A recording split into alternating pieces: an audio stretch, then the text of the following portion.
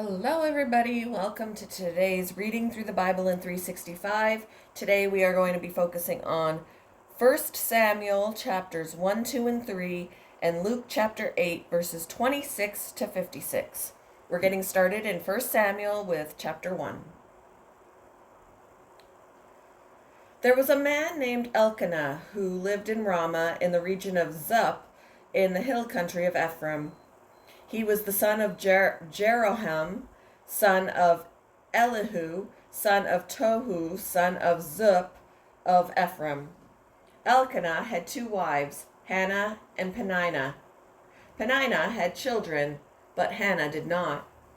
Each year Elkanah would travel to Shiloh to worship and sacrifice to the Lord of Heaven's armies at the tabernacle. The priests of the Lord at that time were the two sons of Eli, Hophni and Phinehas. On the days Elkanah presented his sacrifice, he would give portions of the meat to Peninnah and each of her children. And though he loved Hannah, he would give her only one choice portion because the Lord had given her no children. So Peninnah would taunt Hannah and make fun of her because the Lord had kept her from having children. Year after year, it was the same. Peninnah would taunt Hannah as they went to the tabernacle. Each time, Hannah would be reduced to tears and would not even eat. "Why are you crying, Hannah?" Elkanah would ask. "Why aren't you eating? Why be downhearted just because you have no children? You have me. Isn't that better than having 10 sons?" Once, after a sacrificial meal at Shiloh, Hannah got up and went to pray. Eli the priest was sitting at his customary place beside the entrance of the tabernacle. Hannah was in deep anguish, crying bitterly as she prayed to the Lord. And she made this vow: "O Lord of Heaven's armies, if you will look upon my sorrow and answer my prayer and give me a son, then I will give him back to you. He will be yours for his entire lifetime, and as a sign that he has been dedicated to the Lord, his hair will never be cut." As she was praying to the Lord, Eli watched her. Seeing her lips moving but hearing no sound, he thought she had been drinking. Must you come here drunk?" he demanded. "Throw away your wine." "Oh, no, sir," she replied. "I haven't been drinking wine or anything stronger. But I am very discouraged, and I was pouring out my heart to the Lord. Don't think I am a wicked woman, for I have been praying out of great anguish and sorrow." "In that case," Eli said, "go in peace. May the God of Israel grant the request you have asked of him." "Oh, thank you, sir," she exclaimed. Then she went back and began to eat again, and she was no longer sad. The entire family got up early the next morning and went to worship the Lord once more. Then they returned home to Ramah. When Elkanah slept with Hannah, the Lord remembered her plea. And in due time, she gave birth to a son. She named him Samuel, for she said, "I asked the Lord for him." The next year, Elkanah and his family went on their annual trip to offer a sacrifice to the Lord and to keep his vow. But Hannah did not go.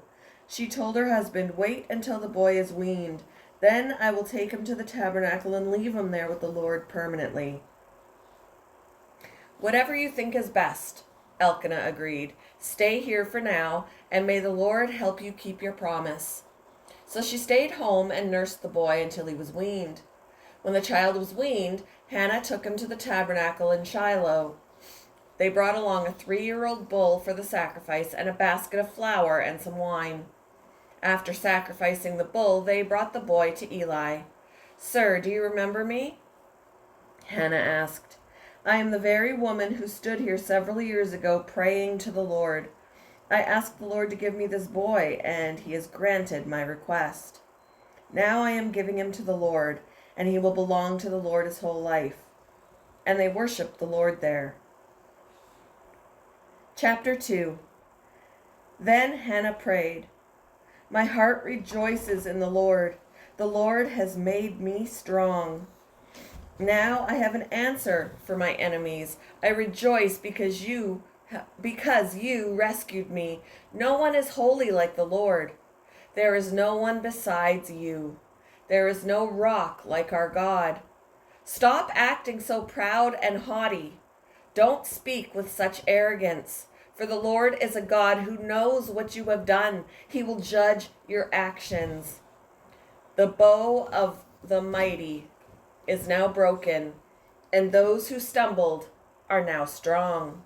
Those who were well fed are now starving, and those who were starving are now full.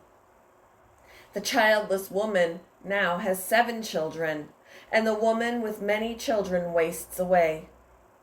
The Lord gives both death and life. He brings some down to the grave, but raises others up. The Lord makes some poor and others rich.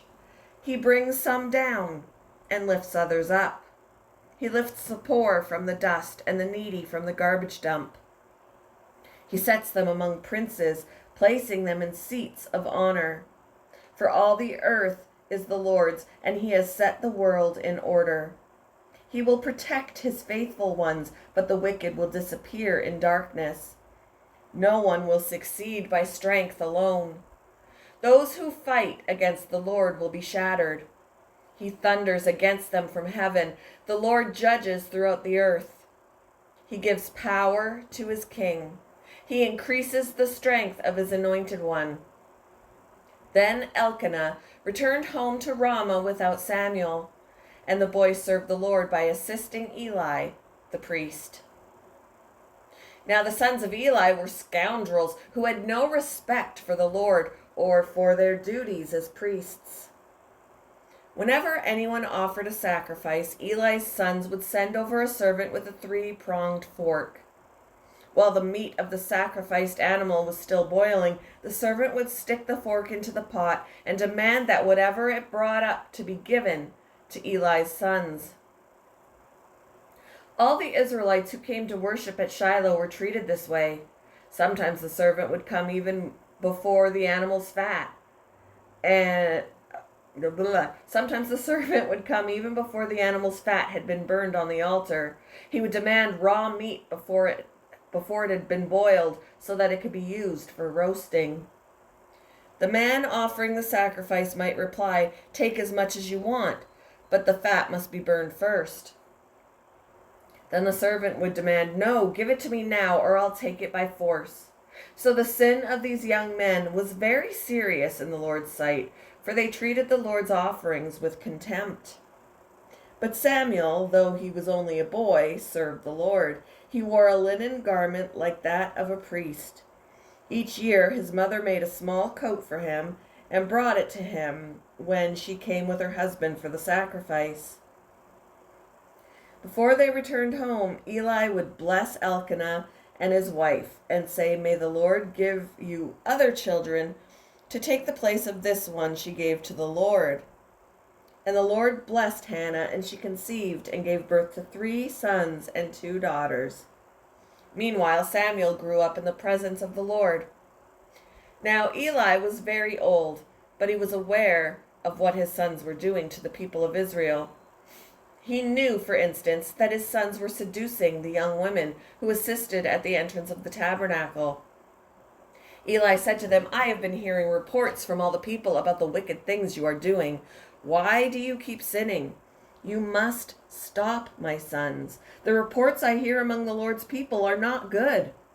If someone sins against another person, God can mediate for the guilty party. But if someone sins against the Lord, who can intercede?" But Eli's sons wouldn't listen to their father, for the Lord was already planning to put them to death. Meanwhile, the boy Samuel grew taller and grew in favor with the Lord and with the people. One day, a man of God came to Eli and gave him this message from the Lord.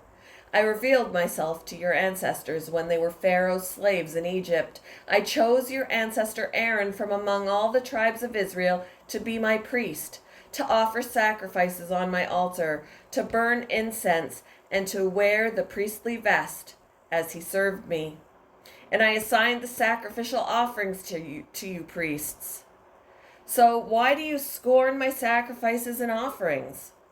Why do you give your sons more honor than you give me? For you and they have become fat from the best offerings of my people Israel. Therefore, the Lord, the God of Israel, says, I promised that your branch of the tribe of Levi would always be my priests. But I will honor those who honor me, and I will despise those who think lightly of me.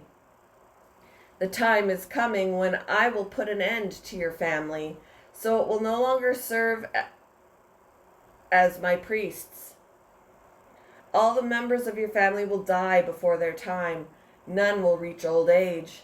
You will watch with envy as I pour out prosperity on the people of Israel. But no members of your family will ever live out their days. The few not cut off from serving at my altar will survive, but only so their eyes can go blind and their hearts break, and their children will die a violent death. And to prove that what I have said will come true, I will cause your 2 sons, Hophni and Phinehas, to die on the same day. Then I will raise up a faithful priest who will serve me and do what I desire. I will establish his family, and they will be priests to my anointed kings forever. Then all of your surviving family will bow before him, begging for money and food. Please, they will say, give us jobs among the priests so we will have enough to eat. Chapter 3. Meanwhile, the boy Samuel served the Lord by assisting Eli. Now, in those days, messages from the Lord were very rare, and visions were quite uncommon. One night, Eli, who was almost blind by now, had gone to bed. The lamp of God had not yet gone out, and Samuel was sleeping in the tabernacle near the ark of God. Suddenly the Lord called out, Samuel! Yes, Samuel replied, what is it? He got up and ran to Eli. Here I am, did you call me? I didn't call you, Eli replied. Go back to bed. So he did. Then the Lord called out again, Samuel! Again, Samuel got up and went to Eli. Here I am, did you call me? I didn't call you, my son, Eli said. Go back to bed. Samuel did not yet know the Lord because he had never had a message from the Lord before. So the Lord called a 3rd time, and once more Samuel got up and went to Eli. Here I am, did you call me? Then Eli realized it was the Lord who was calling the boy. So he said to Samuel, Go and lie down again, and if someone calls again, say, Speak, Lord, your servant is listening. So Samuel went back to bed. And the Lord came and called as before, Samuel, Samuel. And Samuel replied, Speak, your servant is listening. Then the Lord said to Samuel, I am about to do a shocking thing in Israel. I am going to carry out all my threats against Eli and his family from beginning to end. I have warned him that judgment is coming upon his family forever because his sons are blaspheming God, and he hasn't disciplined them. So I vowed that the sins of Eli and his sons will never be forgiven by sacrifices or offerings. Samuel stayed in bed until morning, then got up and opened the doors of the tabernacle as usual. He was afraid to tell Eli what the Lord had said to him, but Eli called out to him, Samuel, my son. Here I am, Samuel replied. What did the Lord say to you? Tell me everything, and may God strike you and even kill you if you hide anything from me. So Samuel told Eli everything. He didn't hold anything back. It is the Lord's will, Eli replied. Let him do what he thinks is best. As Samuel grew up, the Lord was with him, and everything Samuel said proved to be reliable. And all Israel, from Dan in the north to Beersheba in the south, knew that Samuel was confirmed as a prophet of the Lord. The Lord continued to appear at Shiloh and gave messages to Samuel there at the tabernacle. Moving on to Luke chapter 8, verses 26 to 56. So they arrived in the region of the Gerasenes across the lake from Galilee. As Jesus was climbing out of the boat, a man who was possessed by demons came out to meet him. For a long time he had been homeless and naked, living in the tombs outside the town. As soon as he saw Jesus, he shrieked and fell down in front of him. Then he screamed, "Why are you interfering with me, Jesus, Son of the Most High God? Please, I beg you, don't torture me." For Jesus had already commanded the evil spirit to come out of him. This spirit had often taken control of the man. Even when he was placed under guard and put in chains and shackles, he simply broke them and rushed out into the wilderness, completely under the demon's power. Jesus demanded, "What is your name?" "Legion," he replied, for he was filled with many demons. The demons kept begging Jesus not to send them into the bottomless pit. There happened to be a large herd of pigs feeding on the hillside nearby, and the demons begged him to let them enter into the pigs. So Jesus gave them permission. Then the demons came out of the man and entered the pigs, and the entire herd plunged down the steep hillside into the lake and drowned. When the herdsmen saw it, they fled to the nearby town and the surrounding countryside, spreading the news as they ran. People rushed out to see what had happened. A crowd soon gathered around Jesus, and they saw the man who had been freed from the demons. He was sitting at Jesus' feet, fully clothed and perfectly sane, and they were all afraid. Then those who had seen what happened told the others how the demon-possessed man had been healed, and all the people in the region of the Gerasenes begged Jesus to go away and leave them alone, for a great wave of fear swept over them. So Jesus returned to the boat and left, crossing back to the other side of the lake. The man who had been freed from the demons begged to go with him, but Jesus sent him home, saying, "Now go back to your family and tell them everything God has done for you." So he went all through the town proclaiming the great things Jesus had done for him. On the other side of the lake, the crowds welcomed Jesus because they had been waiting for him. Then a man named Jairus, a leader of the local synagogue, came and fell at Jesus' feet, pleading with him to come home with him. His only daughter, who was about 12 years old, was dying. As Jesus went with him, he was surrounded by the crowds. A woman in the crowd had suffered for 12 years with constant bleeding, and she could find no cure. Coming up behind Jesus, she touched the fringe of his robe. Immediately, the bleeding stopped. "Who touched me?" Jesus asked. Everyone denied it, and Peter said, "Master, this whole crowd is pressing up against you." But Jesus said, "Someone deliberately touched me, for I felt healing power go out from me." When the woman realized that she could not stay hidden, she began to tremble and fell to her knees in front of him. The whole crowd heard her explain why she had touched him, and that she had been immediately healed. "Daughter," he said to her, "your faith has made you well. Go in peace." While he was still speaking to her, a messenger arrived from the home of Jairus, the leader of the synagogue. He told him, "Your daughter is dead. There's no use troubling the teacher now." But when Jesus heard what had happened, he said to Jairus, "Don't be afraid, just have faith, and she will be healed."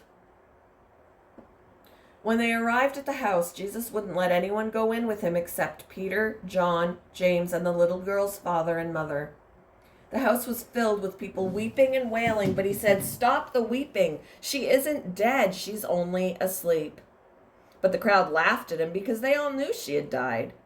Then Jesus took her by the hand and said in a loud voice, "My child, get up."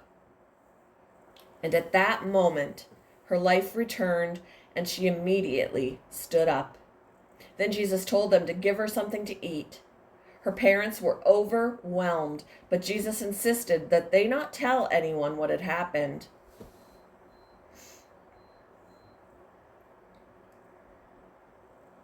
Thank you for joining me for today's Reading Through the Bible in 365. I hope you all have a wonderful Wednesday, and I will see you in the next one, guys.